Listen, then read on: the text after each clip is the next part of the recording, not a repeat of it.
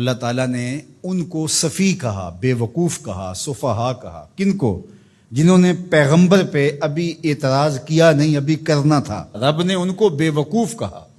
سَيَقُولُ السُّفَهَاءُ مِنَ النَّاسِ، یہ نہیں کہا سَيَقُولُ النَّاسُ مِنَ النَّاسِ، لوگوں میں سے کچھ لوگ کہیں گے، نہیں، لوگوں میں سے کچھ بے وقوف کہیں گے. جو حضور پر اعتراض کی زبان کھولتے ہیں، اللہ ان لوگوں کو لوگ کہنا بھی گوارا نہیں کرتا. وہ اس قابل بھی نہیں ہے کہ ان کو لوگ کہا جائے، اس لیے کہا سَيَقُولُ السُّفَهَاءُ.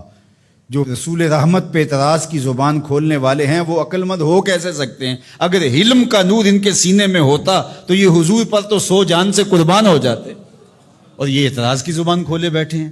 تو کہا سَيَقُولُ السُّفَهَاءُ مِنَ النَّاسِ، لوگوں میں سے کچھ خفیف الحلم لوگ، کچھ جاہل، کچھ بے وقوف لوگ یہ کہیں گے ما وَلَّاهُمْ عَنْ قِبْلَتِهِمُ الَّتِي كَانُوا عَلَيْهَا، ان کو اس قبلے سے کس نے پھیر دیا جس پر یہ پہلے تھے. اب یہ اسلام کی تکذیب کرنے کے لیے، اسلام کو جھٹلانے کے لیے، قرآن کی تکذیب کرنے کے لیے، صاحب قرآن کی تکذیب کرنے کے لیے کوئی موقع ہاتھ سے نہیں جانے دیتے تھے.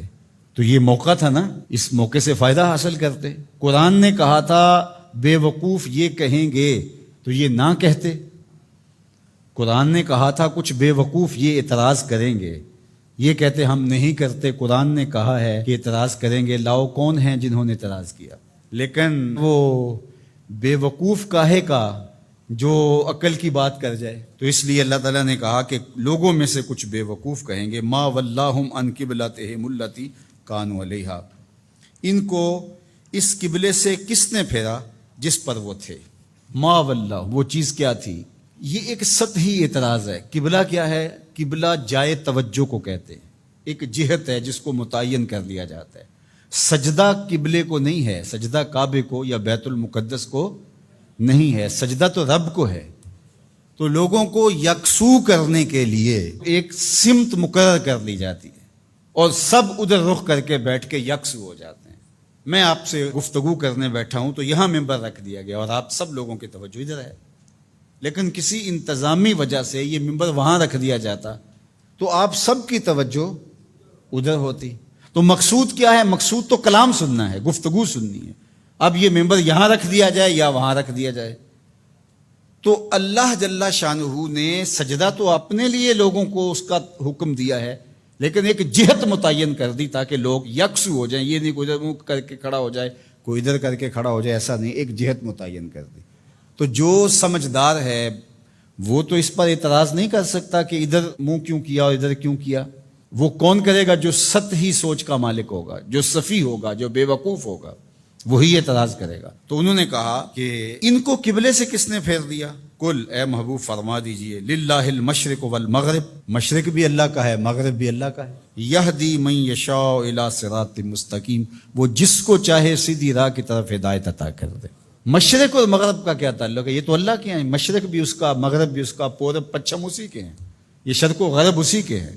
جہاں وہ کہے گا ہمارا سر وہاں جھک جائے گا. وما جعلنا القبلة التي كنت عليها الا لنعلم من يتبع الرسول ممن ينقلب على عقبيه، اور ہم نے قبلے کے معاملے کو جس پر آپ تھے یعنی مسجد اقصی، الا لنعلم، تاکہ ہم آزمائیں، من يتبع الرسول ممن ينقلب على عقبيه، ہم دیکھنا چاہتے تھے کہ رسول کی اتباع کون کرتا ہے، یہ ہم دیکھنا چاہتے تھے. اللہ کو تو پتہ تھا بالآخر یہ قبلہ بنا ہے. تو جب حضور مکے سے ہجرت فرما کے مدینہ تشریف لائے تو اللہ اپنے محبوب سے کہہ دیتا کہ محبوب رخ ادھر کر لو، یہ یہودی اعتراض کریں گے، تو اللہ کے محبوب رخ ادھر کر لیتے. یہ تحویل قبلہ کا واقعہ ہی روپ پذیر نہ ہوتا. اللہ تعالیٰ فرماتا ہے یہ ہم نے اس لیے کیا کہ ذرا ادھر منہ کر کے کچھ عرصہ نماز پڑھ لیں، پھر دیکھیں رسول کے پیچھے یہ رخ پھیرتے ہیں یا نہیں پھیرتے، یہ قبلے کو مانتے ہیں یا رسول اللہ کو مانتے ہیں. یہ ہم دیکھنا چاہتے تھے، یہ ہم پرکھنا چاہتے تھے، یہ ہم آزمائش کرنا چاہتے تھے تمہاری. اللہ اکبر. اب دیکھو دوہری آزمائش تھی صحابہ کی، بالخصوص جو مہاجرین تھے. وہاں سے ہجرت کر کے مدینہ المنورہ آئے تو وہاں کعبۃ اللہ سامنے ہوتا تھا نماز پڑھتے ہوئے. اب جہاں سے بندہ آیا ہو اس وطن معلوف کے ساتھ ایک الفت کا رشتہ ہوتا ہے، اس لیے اسے وطن معلوف کہتے ہیں. اب ان کا دل تو کرتا ہوگا ادھر رخ کریں، لیکن 16-17 ماہ ان کا امتحان لیا گیا ادھر پیٹھ کرو جدھر تمہارا جی چاہ رہا ہے. کیونکہ رسول کا رخ ادھر ہے، تمہارا رخ ادھر ہونا چاہیے۔ اللہ اکبر۔ اب جب ادھر دل جمنے لگا اور بندہ مانوس ہو گیا اس قبلے سے، تو اب حکم ہوا نہیں، اب ادھر سے ادھر رخ پھیرو۔ پہلے ادھر منہ کرنا امتحان تھا، اب ادھر منہ پھیر کے رخ کرنا جو تھا وہ امتحان تھا۔ تو اللہ کہتا ہے ہم اس لیے یہ قبلے کے معاملے کو اس طرح بنایا ہے تاکہ ہم دیکھیں